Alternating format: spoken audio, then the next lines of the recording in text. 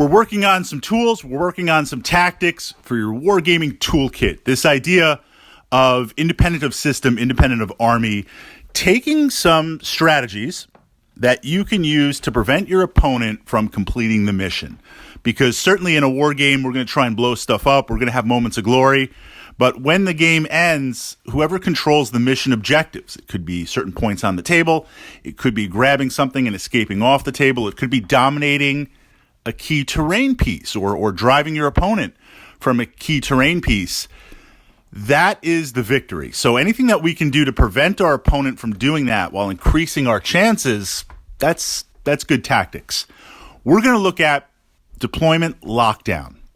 So in this model, we have at the start of the war game, you place your toys on your side of the table, I place my toys on my side of the table.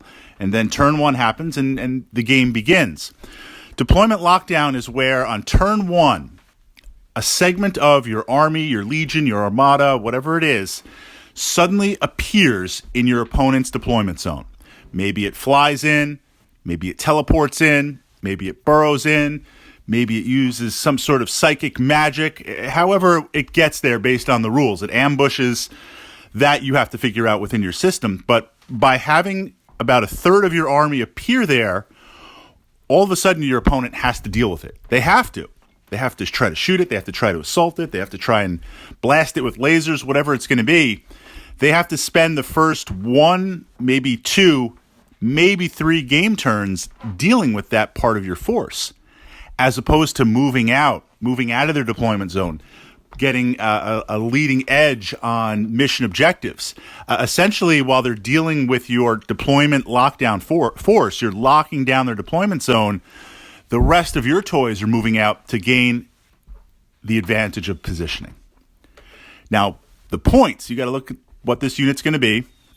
For the points or battle value, whatever that strategy is, it can't be so much, because then once the forces that you send in for the deployment lockdown are destroyed, you're not going to have enough critical model mass for the rest of your army. And it will be destroyed. You are sacrificing these units, these models.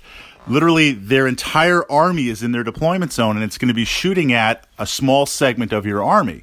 So it's not about killing. It's not about the killie.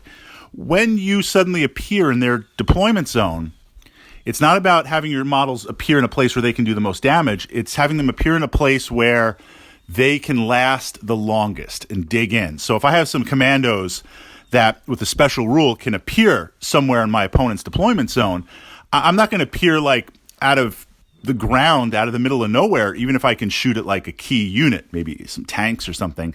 No, I'm going to like appear in a building. I'm going to try and hide. I'm going to try and get the most cover modifications, the most whatever in the system, to really make it as hard as possible for my opponent to dislodge them. And they will. I mean, if I last 2 turns, that's what we're aiming for. If I last 3, even better. Somehow if I last 4, then the dice gods have blessed me. But again, taking something that can suddenly appear, lock down your opponent's deployment zone, force them to deal with it, force their army to deal with it, dig in and last, and make sure while that's happening, you are using that momentum, unhindered, unfettered, to move out the rest of your options on the table and gain the advantage of the mission.